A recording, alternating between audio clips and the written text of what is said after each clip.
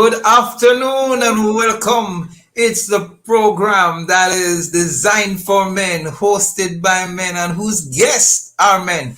You're live on the program, The Mailbox. Today, Wednesday, September 28th. This is the year 2022. And indeed, we want you to know that today we have a special guest with us. This is the family station, Love 101. I am your host for today. We're missing Kevin. And indeed, we say, hurry up and come back, bro. We miss you. Hurry up and come back. And so this is Love 101, the family station. The program is the Mailbox. We thank our sponsor, Fosrich Company Limited. My electrical, solar, and lighting people. And today is our fourth Wednesday.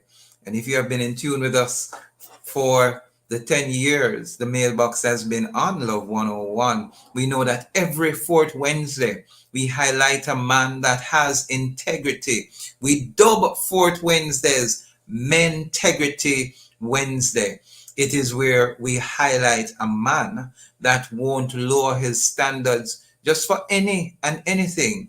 Sometimes ladies say those men are hard to find, but we found one today, as we have been doing for the past 10 years every month, and he will be sharing with us. But just before I introduce our speaker, just want to say, indeed, we continue to give God thanks for sparing us from the onslaught of tropical storm Ian, which is now a Category 4 hurricane. And we saw how it ravaged Cuba and put down their entire electricity grid.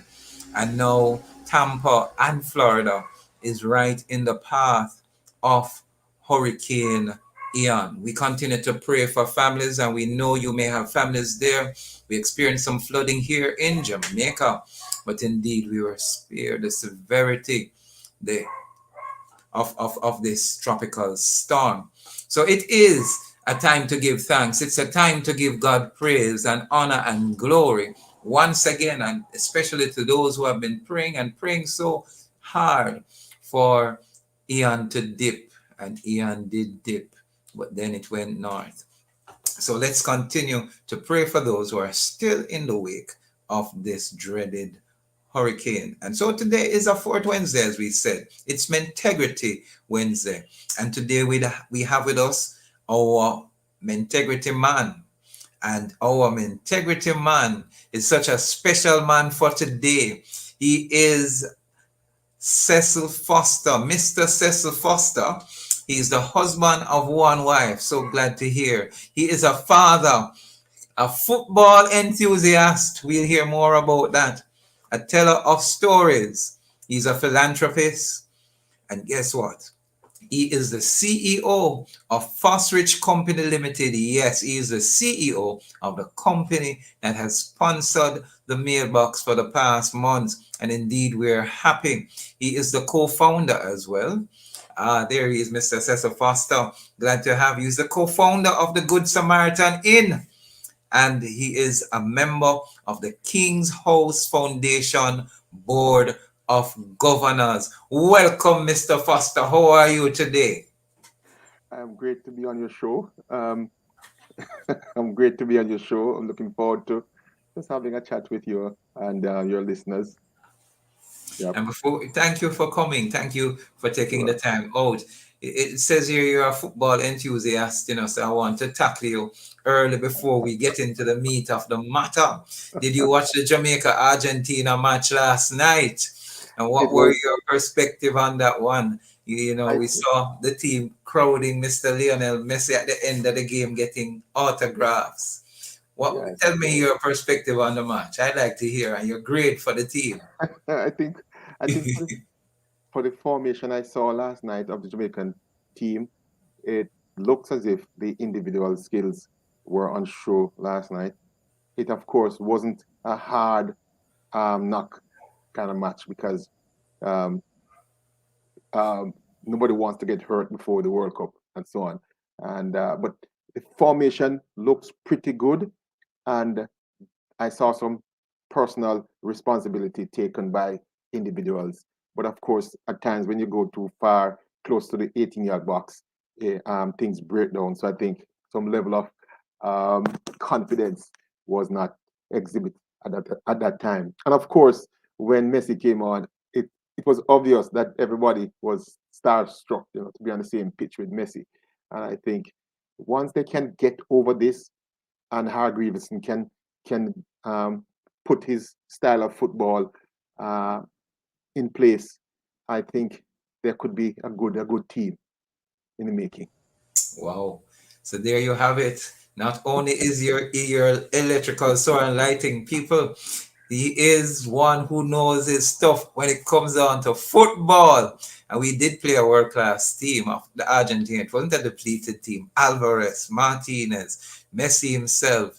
These guys Di are all Maria, ready. yes, Di Maria, yes, ready for the World Cup. And Jamaica held its own for quite some time, and I'm really happy and happy. We just want to remind our viewers and listeners that we're live on Facebook and YouTube. On social media, we're there. And so, ladies and gentlemen, you can comment via Facebook or YouTube or via our WhatsApp line at 876-997-3125.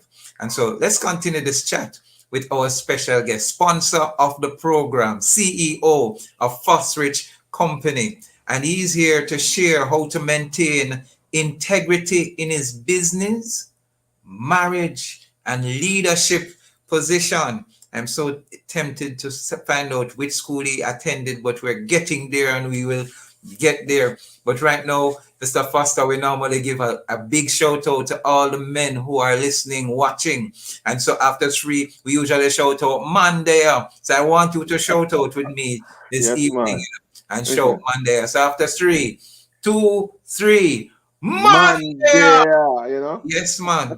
And we have a man of integrity with us. And indeed, he is here to share his position on integrity in his business, his marriage, and leadership position. He is a wonderful gentleman. Just for a little poking at you. You're a football enthusiast. Did you happen to play football to what? And which school you attended? High Of school. course, of course. I'm right there from Clarendon, and Oh, when I was going to Clarendon, nobody in the world could beat Vere Technical High School, and so I lived pretty close to where Vere Technical High School is. In fact, I used to walk to Vere Technical High School, and for schooling. And yes. so football was a part of my entire development. I played in the community. I played for even before I got to Vere Tech. I played. In fact, the story is many of my friends when we left um, all age school, were were encouraging me to go and try out for the football team, because at the time when I was at Hayes all age school, Mhm. I was the captain of the team, and we won a couple of shields and cups while we were there.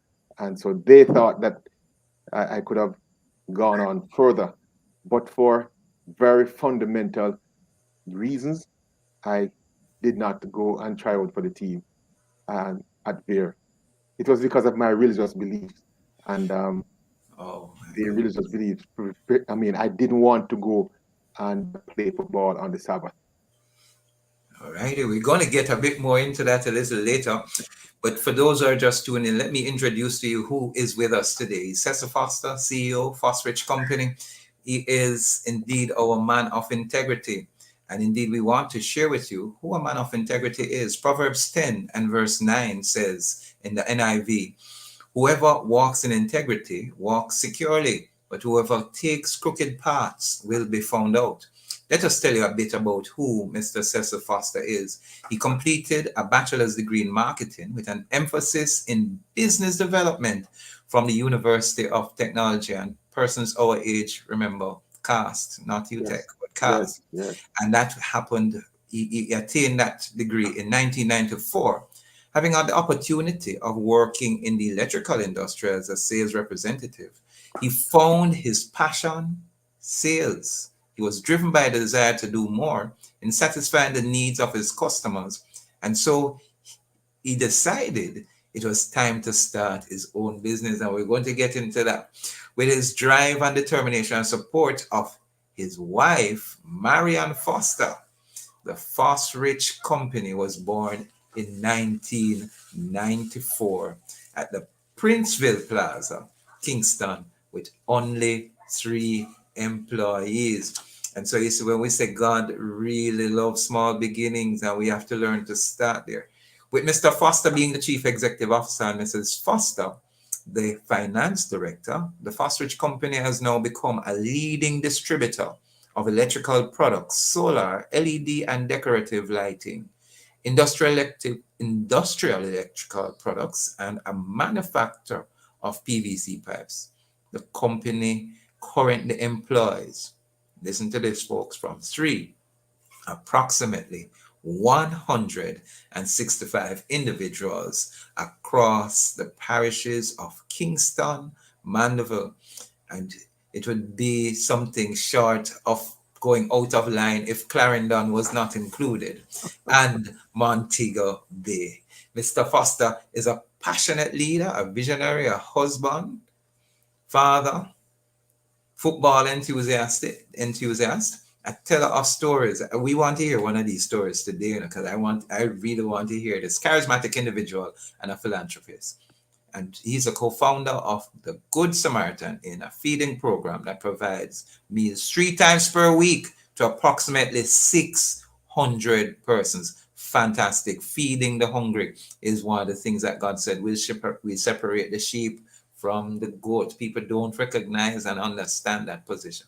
President of the Adventist Laypersons and Service Industry, that's ASI, and a member of the Incorporated Masters Builder Association of Jamaica.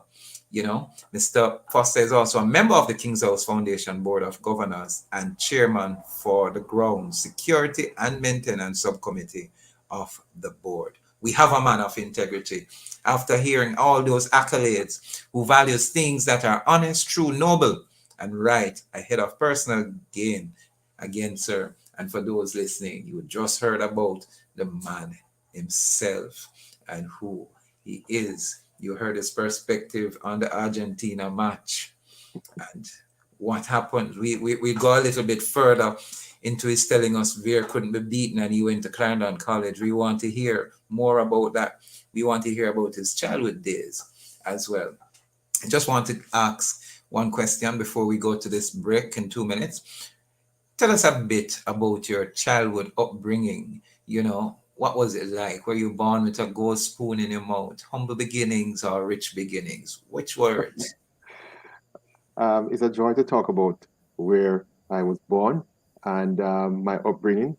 I was born in Clarendon, right there in Hayes, Clarendon, just shy of the square. It was called Top Hill. And I was born and to a cane cutter and a housewife, a lady who takes care of other people's homes, just to make sure that we could have bread on our table. And Mhm. it was not long after I was born that it was just my mother alone. And so we had um, 6 of us at home with my mother alone. And I fall right there in the middle, just about the fourth one. Yes. And so uh, we never had anything. We, we struggled amazing. We had little or nothing, but I never knew that we didn't have anything when we were growing up. We found it very difficult for food. Um, my mother was very industrious, though. She, who didn't even have a basic education, she quickly recognized that being a single mother with these 7 kids, she had to do something. And I tell you, Let's take a pin right there. We're going to take a break and come back as you continue the story. Born to a cane cutter, and it was 7 of them. He fell in the middle. We're talking to Cecil Foster, CEO of Fosrich Company Limited. We'll come right back. I'm Wayne, and we are the Mitchells. Our life is a busy vibe. So Flow Yardan Road is made for our vibe. Power your everywhere vibe with Yarden Road and get up to 150 megabits per second fiber fast internet at home and fully loaded mobile with unlimited social and YouTube data. Anywhere talking text plus gigs and gigs of any use data. All for a special offer of $4,999 plus GCT. Yarden Road is for the way you live. Flow, Jamaica's network. Visit discoverflow.co. Conditions apply. When you say Fosrich, you say electrical. SWA cables, conduits, transformers, and breakers. When you say Fosrich, you say lighting, chandeliers, and more. When you say Fosrich, you say LEDs and solar water heaters. Fosrich is electrical, lighting, solar, and LEDs. Visit us today, Kingston, Mandeville, and Montego Bay. Fosrich.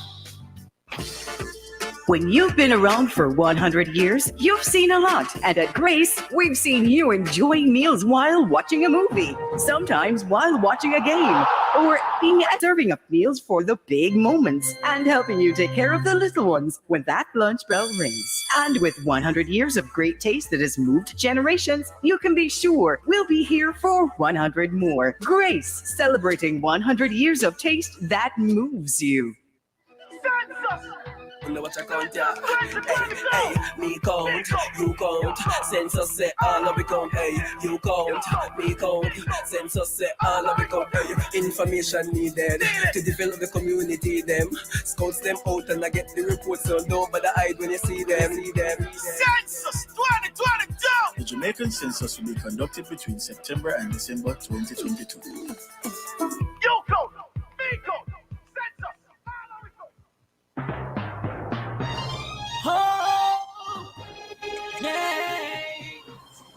Welcome back to the mailbox. We are here live on Love 101, the family station. The program for men, hosted by men and who's speaking to our sponsor,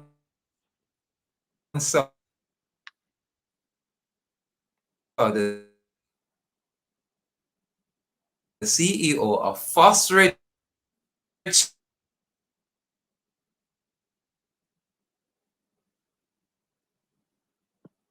Company Limited, Mr. Cecil Foster. Just tell us a bit about his childhood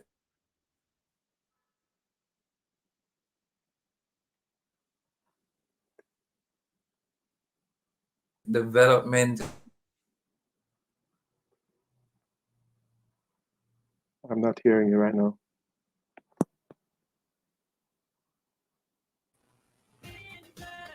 Welcome back. We are sorry. We apologize for that short break due to technical difficulties.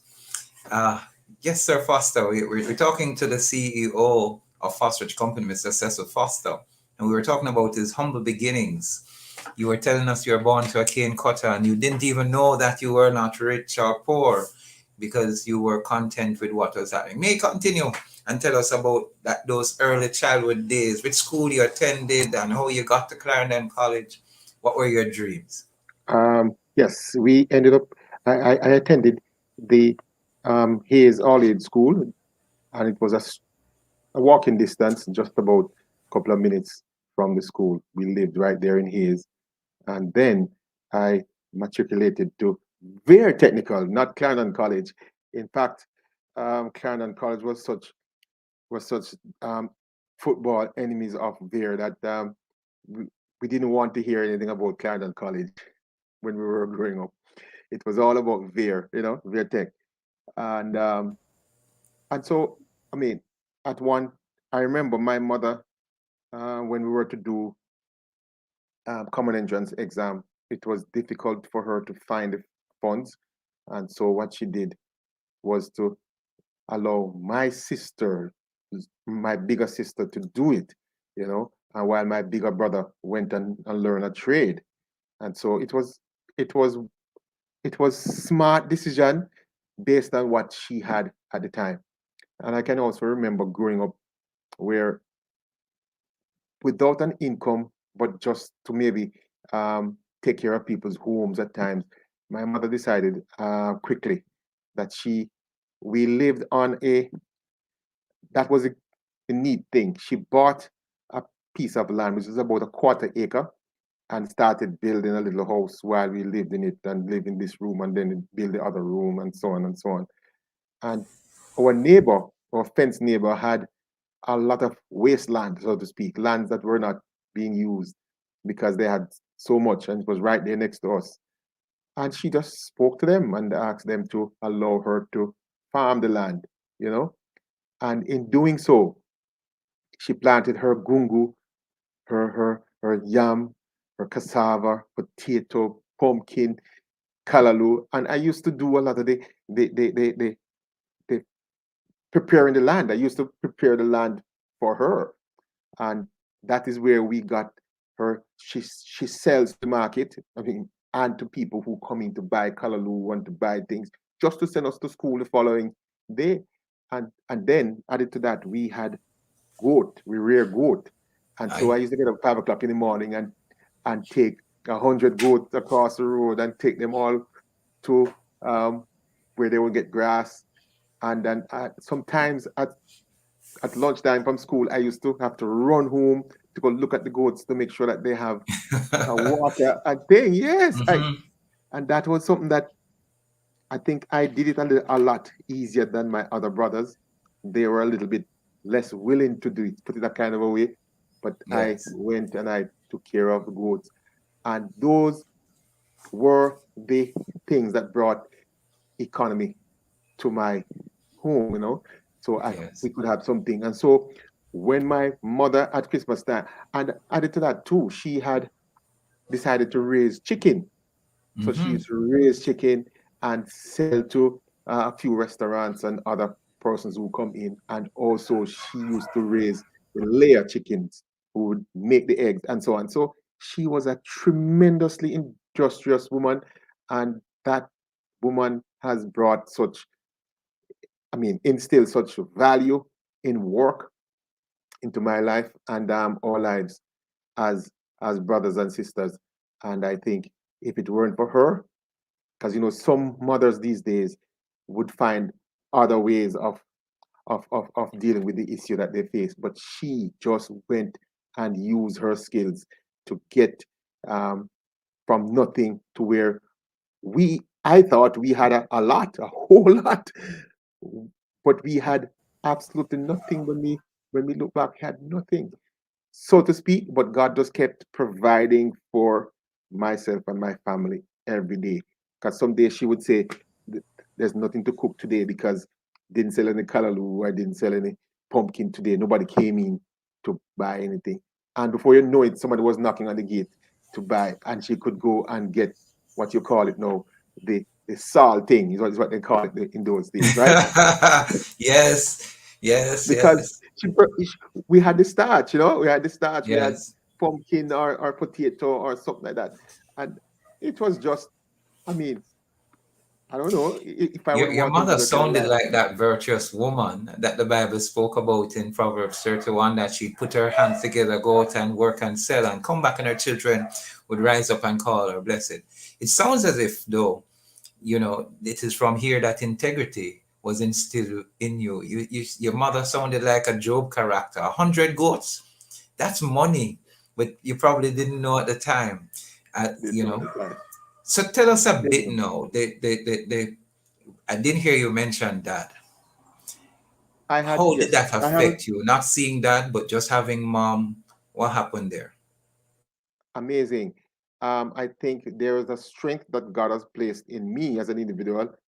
I did not recognize that He wasn't there. I had a short stint with Him, and I realized He was a little bit too strong on the discipline side. And my mother said, "Listen, you're not gonna go back and stay with him anymore." And so she took me and I back from him. And then I never thought that he I never missed him. I never. I mean, we'll go and visit him and so on. But I think God provided a kind of a strength because I've always been the guy who would be at the foot of the cross at church, dealing with my own soul salvation. And so uh, he played his role as much as he could play, but it never ever affected me at all. I didn't even think about him not being there as a loss because my mother was such a strong lady. She never passed maybe 5 feet, really. She was just under 5 feet, but I now recognize that she was one of the tallest persons ever lived in this world. She was a giant in her own right. Absolutely, absolutely. Seven children, basically Yes. on her own. That's a giant of a woman. Some persons listening might say, well, you didn't seemingly had a father figure with you. How, what would you say to them, that dad wasn't, you never missed him? What would you say to some of the men listening in regards to father and growing up seeing mom but not missing that? Um, I am not too sure. I'm just being honest. I'm not too sure if it gave it is giving a wrong impression. It was never. I knew he lived somewhere else, and I would go and visit him after the short stint of staying with him, and he was kind of a too rough and abusive.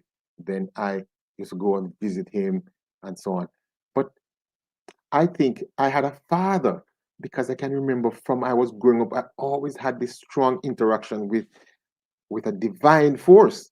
I tell you, I always had it from I Yeah. was 8 or 9 or so on. I've always seen that there is somebody that is always there shadowing me, and so Mhm. it wasn't a loss. And so, to the men who are out there who might not be playing a role in their children's life, it might be that you are giving up your portion of growing up your young one to angels, and that might not be a bad thing because if if it, if you don't have the right tools to grow them and to discipline them, then the Lord will take you up, the Lord will take them up, and the Lord will teach them, and so on. So, but it is important for those who are listening who don't have a father figure in their lives to try and not mope on it, but try and use the resource that you have, and that divine resource is always going to be around you and with you. You just have to turn your attention to the fact that God is there, and he will be your father if your earthly father is not available to to be around. Yes. We're speaking with Mr. Cecil Foster, CEO of Fosrich Company, your lighting, electrical, and solar people. We're going to take a break. We're going to come right back. We're going to hear more about marriage. We're going to hear more about his leadership responsibilities as we get right into the meat of the matter. Soon come back.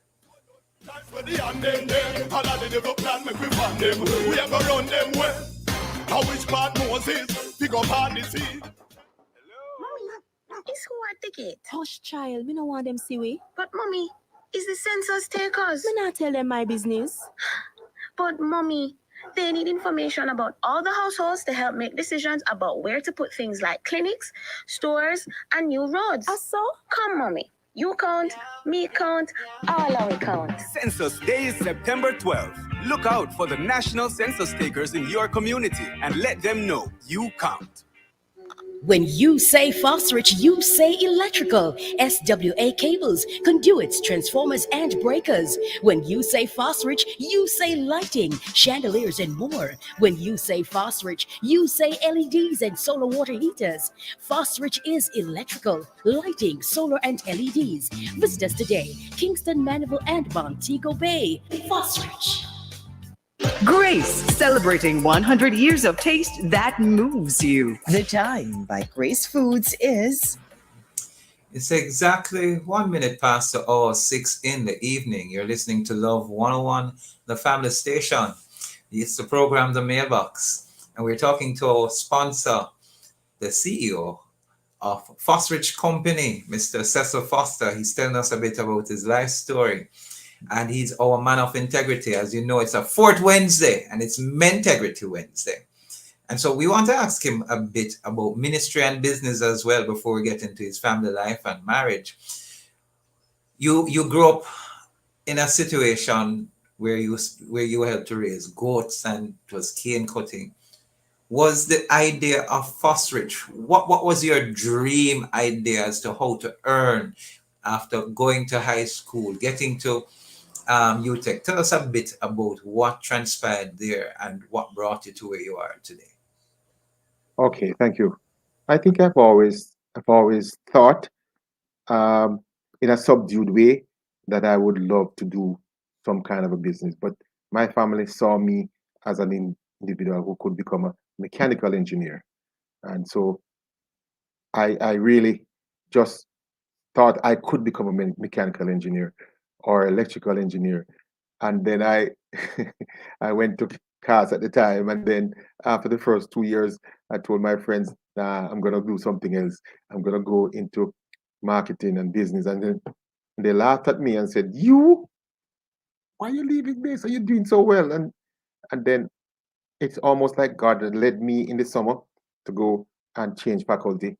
And the story is told by a friend of a lady who became my friend after that, that when she saw me in that first lecture, it was on sales, and a sales lecture by, I cannot forget the guy who was he's an African lecturer, and his name was Chibundu. When she saw me there at the end of the lecture, she walked over and said, "Look, I want to be a part of your study group." And I said, "Why you want to be a part of my study group?" She said, "I saw you just beaming and glowing." And I said, "Okay." And we became very good friends. And she became a part of my study group. And I think that was where I recognized that I was never going to be a mechanical engineer. I was going to be a marketer and a business person, because I know just sitting in the first lecture, I realized my life came alive. I just came alive, and apparently she saw it, and that's when I started to think what I could do. And then when I was there struggling to go to school full time, I decided to go part time because I need to work. And so I try and find a sales job. And when I got a sales job, I never knew anything but only a bulb socket. I just knew a bulb socket, and I sat before Yes, the manager and I convinced him that, look, I don't have to know it. I just have to have the principle to go and work. I convinced yes, him. And even when he delayed in giving me a job, I never gave up. I keep going to his office. I left and went to his office and sat there one day for about 5 hours until he came in the evening. I don't know why he came in the evening. And then he sat me down and said, "Okay, this is your job." And that was history. From that day, I keep working night and day. All the challenges that came, I mean, the country went belly up in terms of in the 1995, yes. 1996, and so on, where inflation was through the roof, but I was still out there selling. And at that time, I recognized that, look, I could do something for myself, because I was now interfacing with a lot of persons across the country in the bauxite companies and hardwares and electrical contractors and so on. And now I felt at that time that changes weren't happening fast enough in the company that I was a part of. And I said I could do it myself. And so I had a principled approach. I don't know how I was so strong to go and sit down with my boss and tell my boss, look, I I I want to do the same business that you're doing. And I want you to not put any salesperson on the route that I am um, now carrying for you, but I want you to sell me the goods, and so I can go Yeah. and sell to the customers. And he laughed at me, but we ended up deciding that he would give me 15 days credit. Aye, excellent. But 15 days, when I go and sell to a hardware sell is paying me 30 days. 30. So you were behind in terms of 15 So days.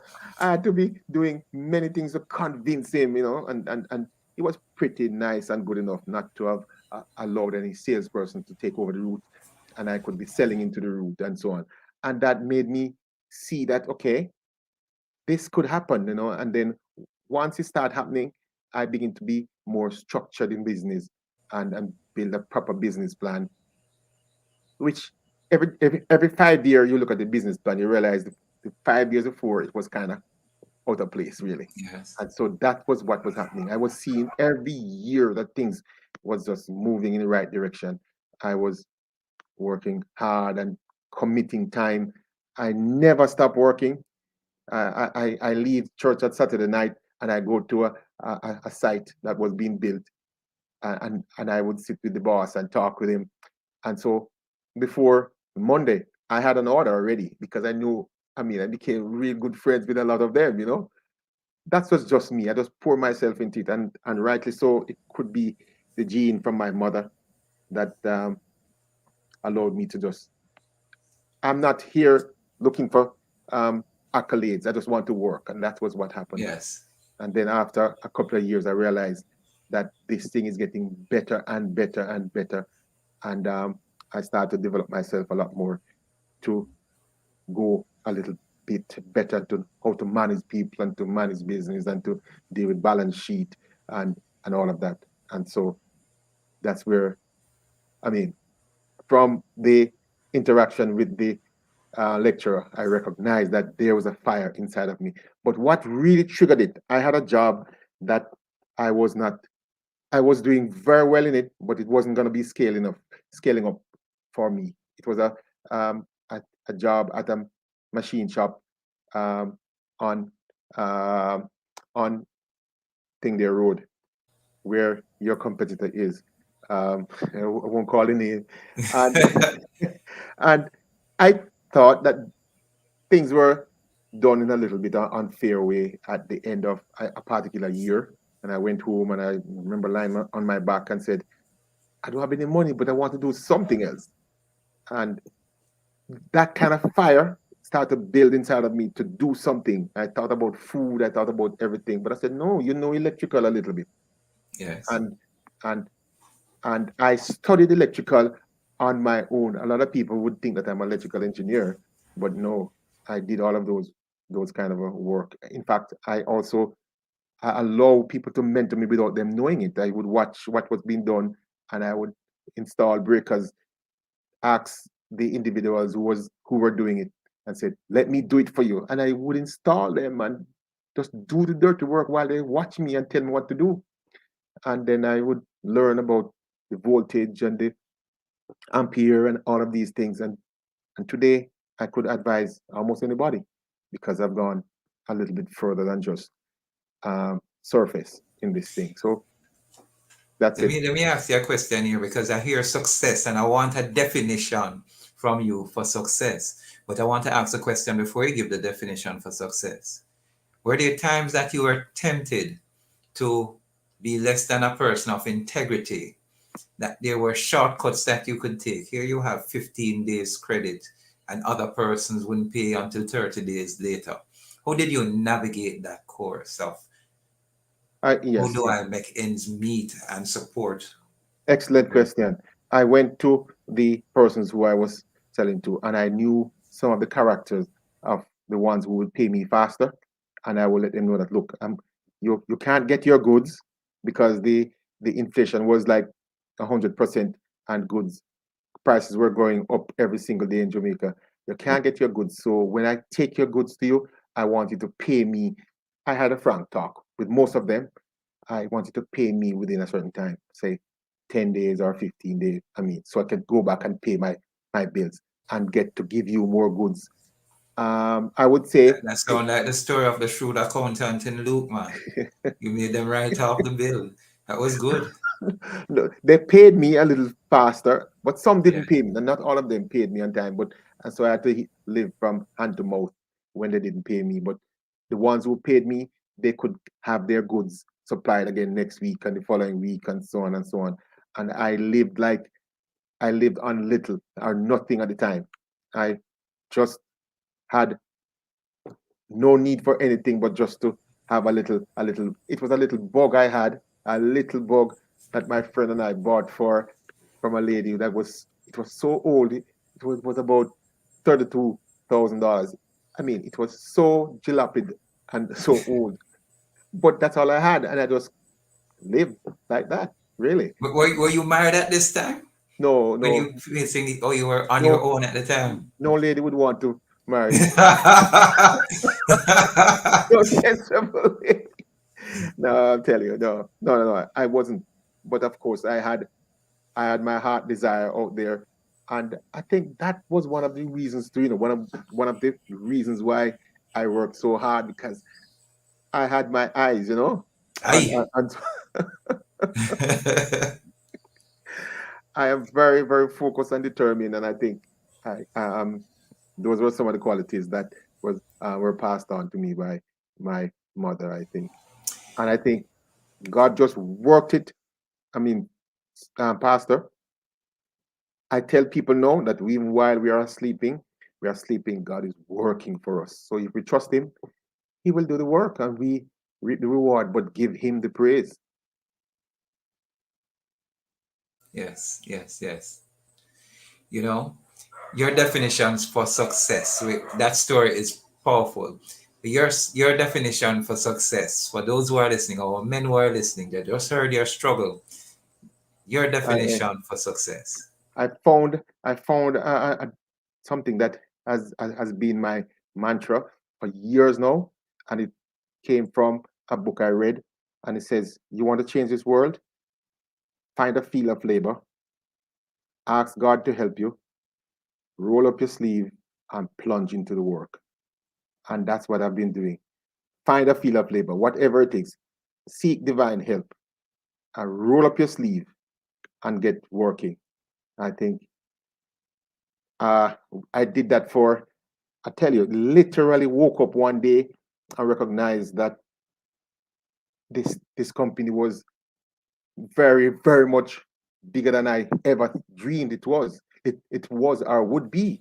And then I said, I need help to make sure that this thing does not slip back, because I was just so focused. I used to be at work from 5 o'clock in the mornings and get back home after loading trucks and thing with my team, get back home and had breakfast and come to work to open at 7 o'clock and stay until 10 o'clock. It's just work. It just work.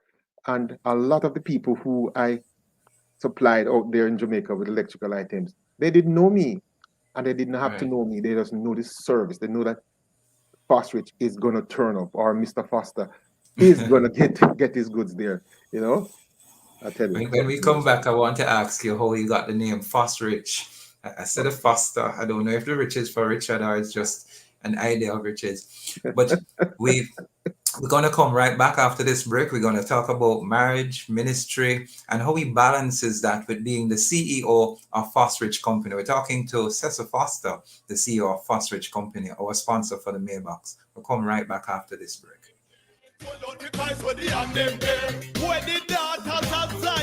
When you say Fosrich, when you say Fosrich, you say electrical, SWA cables, conduits, transformers, and breakers. When you say Fosrich, you say lighting, chandeliers, and more. When you say Fosrich, you say LEDs and solar water heaters.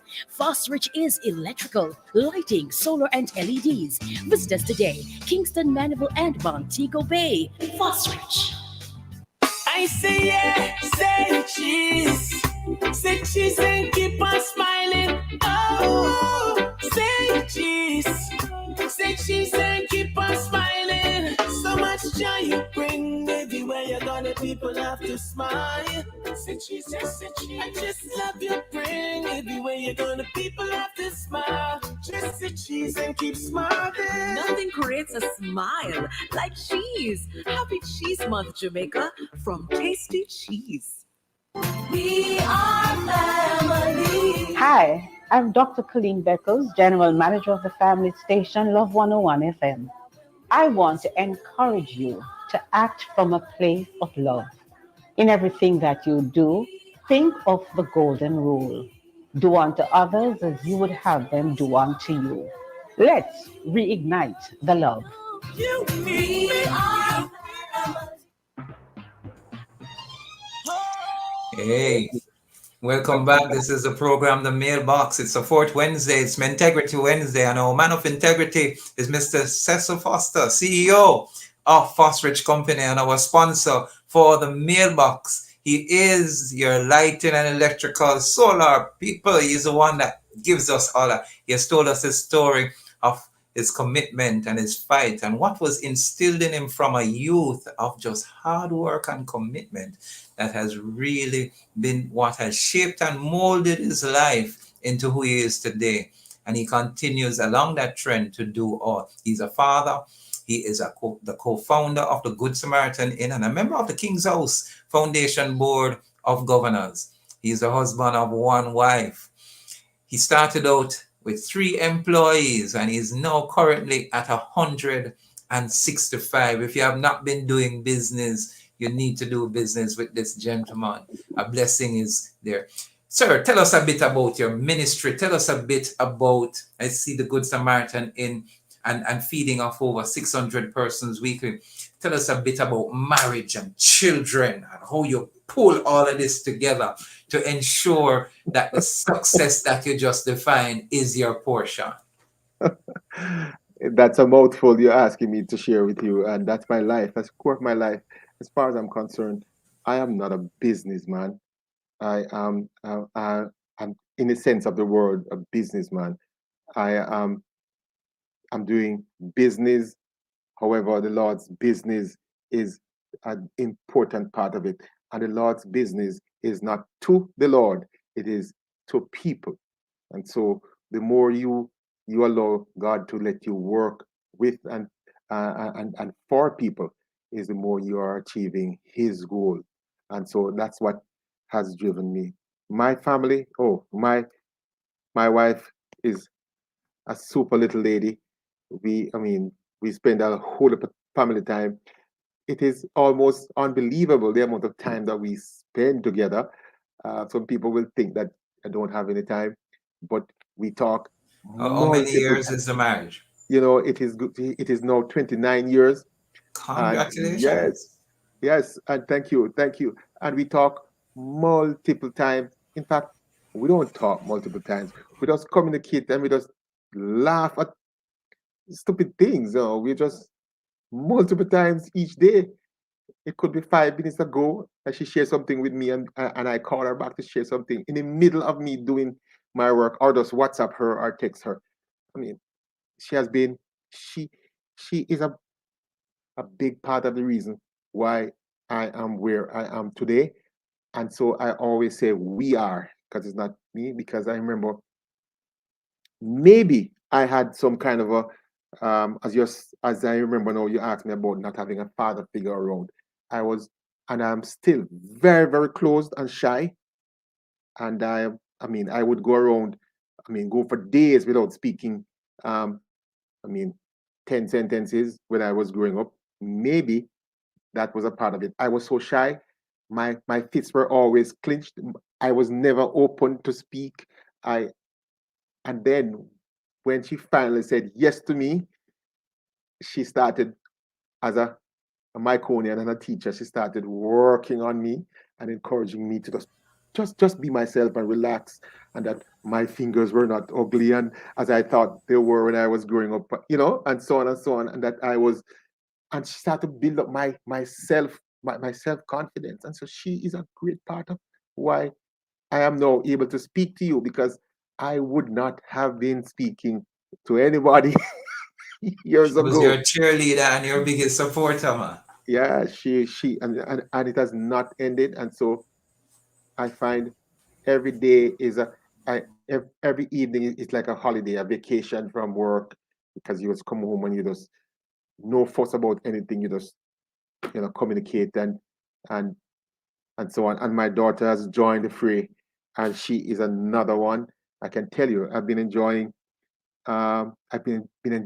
even more. We thought we had a good time before COVID, but since COVID, I can tell you it has been a super blessing, because we spend so much time every Saturday night playing games, wrestling with each other. I mean, all 3 of us, but especially we spend time with my little our 14-year-old, and we played all the games you can think about, the Scrabble, with the dominoes, with the Uno, or whatever it is, and just have drink together.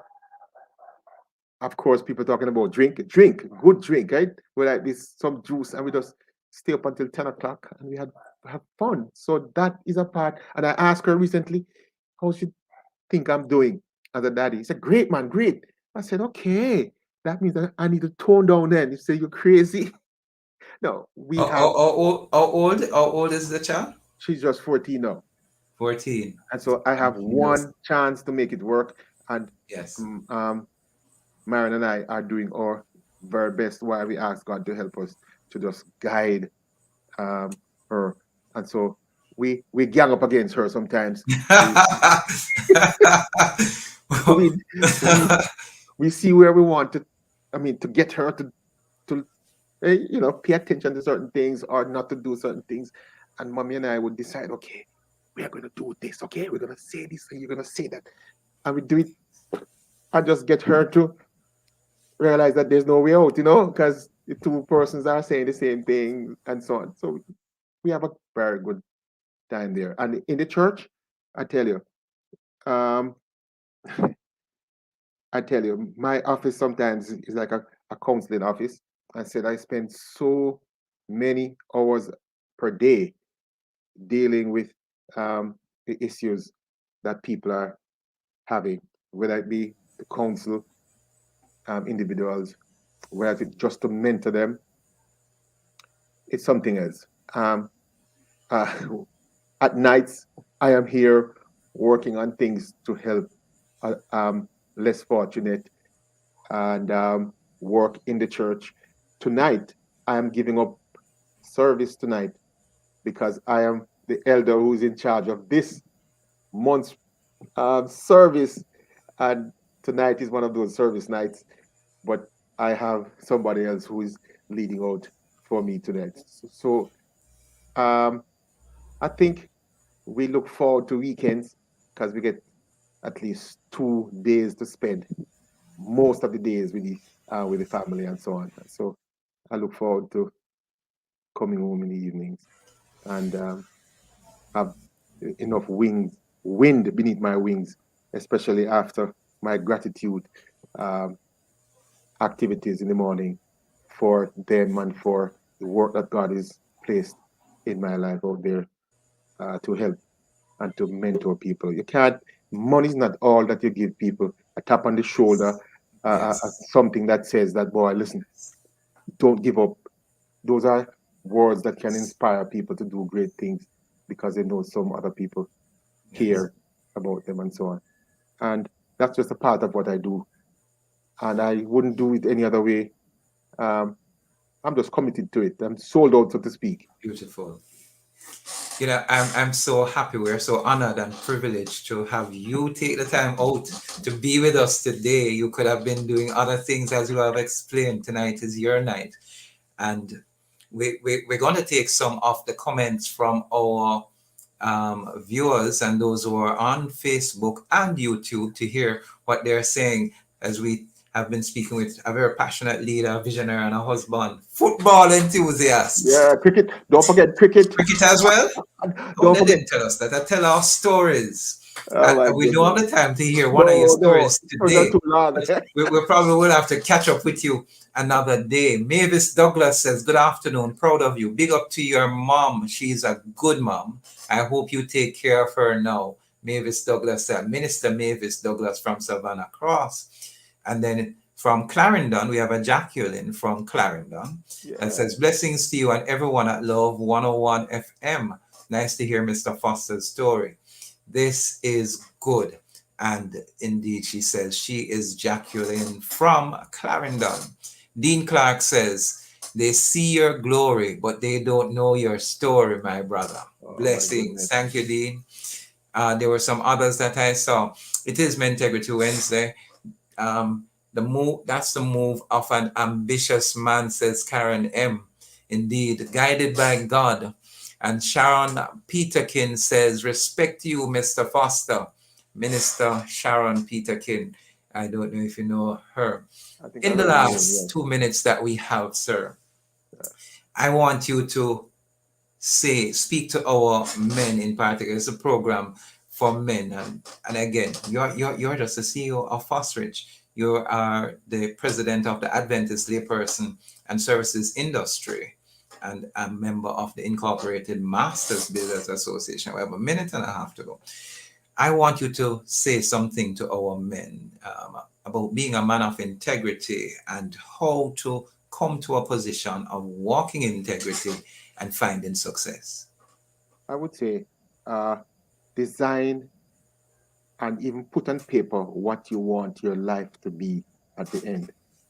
I mean, it is clear that God has designed what He wants us to be. He wants us to be, I mean, pure and holy and so on. But you have to accept that for yourself and design what you want to be. And do not look to change the person next to you. That person who you see in the mirror. Work harder on that person. Because if you work on surrendering to Christ, if you work on doing the things, the love, and to share and to commit to a task and to be humble and so on, if you work on these things and ask God to help you, He's going to help you and you are going to be better. So your family will feel that they are with somebody of value to them. You're adding to their lives. And so don't seek to change your wife or change your clothes or change your neighbor. Ask God to help you to be better. So work harder on yourself. And so when you make mistakes, apologize. Don't seek to think that you're a man, so this is something that you shouldn't do. The best word in my house, or I know, is I'm sorry. Even in the office, I said, I'm sorry, man. I didn't mean it. It works like gem. Blessings, blessings, blessings. Rebecca Miller, our last comment says, thumb up to you. You're a God-given man. We are speaking with Mr. Cecil Foster, CEO of Fosrich Company, lighting, electrical, and solar people, sponsor of the mailbox. And indeed, we say thanks again, sir. Thanks for taking the time out and being with us. It was great. Thanks to Mrs. Foster for being your biggest cheerleader and supporter. Want to thank our producer, Tony K. Bromfield, our technical engineer, Tamoy Butler, for technical support. And indeed, it has been a great program. Listeners, thank you for tuning in. You have been listening and viewing the program designed for men with guests who are men, hosted by your truly, Courtney Morrison. Catch you next week, same place, same time. This was the Mailbox, and it was sponsored by none other than Fosrich Company, your electrical, solar, and lighting people, and brought to you by Love 101, the family station. Next week, Monday. Bless you, sir. Have a great evening. Thanks for being with us. Some judgment going down.